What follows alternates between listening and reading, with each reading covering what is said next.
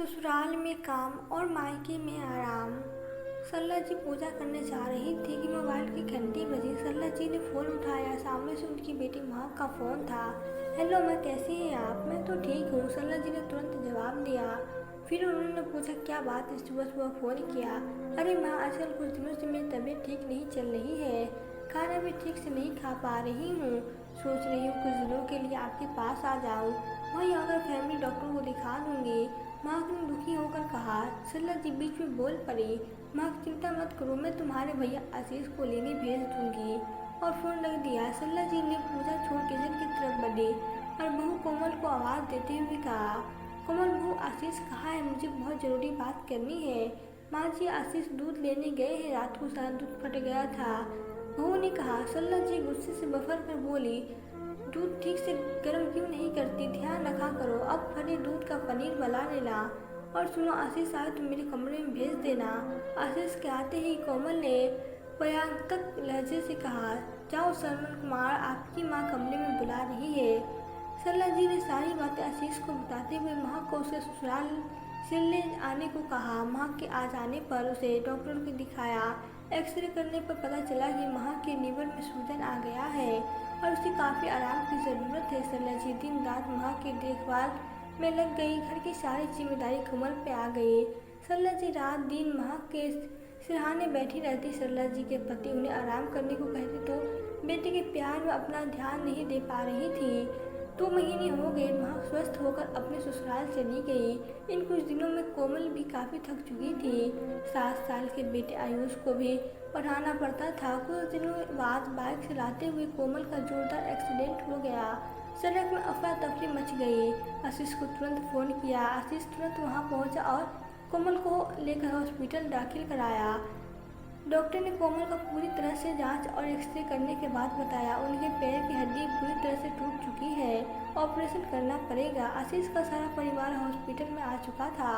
सरला जी का तो दिमाग काम ही नहीं कर रहा था। सोच रही थी कुछ समय पहले की बेटी की सेवा की थी, अब क्या बहू को भी करनी पड़ेगी।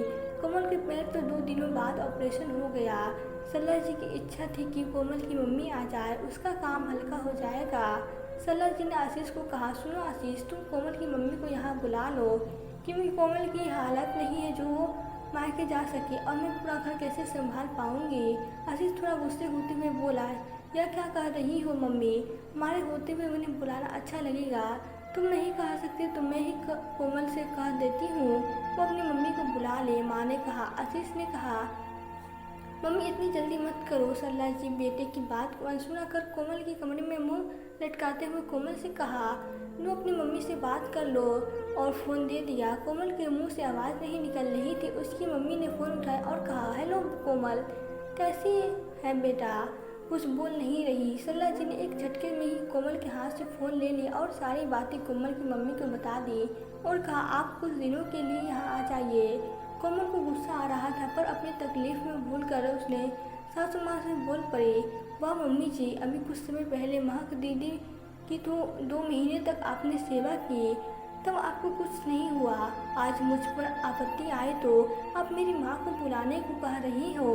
देखो कमल, उस समय तुम सारा घर का काम कर देती थी, अभी मैं अकेली हूँ, कैसे संभाल सकती हूँ? आयुष की अभी छोटा है, मुझे उसका भी ध्यान रखना पड़ेगा। तो मम्मी जी आप ऐसा कीजिए, दीदी को ही यहाँ बुला लीजिए, वो सारा घर का काम कर लेगी। बहू ने सुझाव दिया, नहीं बहू, ऐसा नहीं हो सकता, बेटी काम नहीं कर सके, उसे मना कर दिया। बोली, मायका आराम के लिए होता है, काम के लिए नहीं, तुम्हारी मम्मी आना ही ठीक रहेगा। सास बोली। कमल सोचने लगी कि जब भाभी ननद की सेवा कर सकती है तो क्या ननद भाभी की क्यों नहीं कर सकती?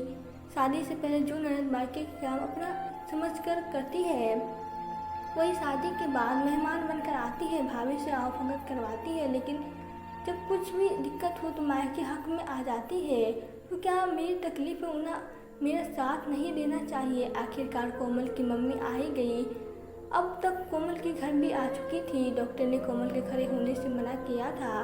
कोमल की मम्मी बहुत अच्छी तरह से कोमल की देखभाल कर रही थी। दामाद आशीष को यह अच्छा नहीं लग रहा था कि हमारे रहते कोमल की मम्मी को सब काम करना पड़ता है। एक दिन कोमल ने आशीष को समझाया कि पापा वहाँ अकेले हैं, अब मम्मी को वापस भेज दो। आशीष को भी यह बात सही लगी और मम्मी को जाने का इंतजाम करा दिया।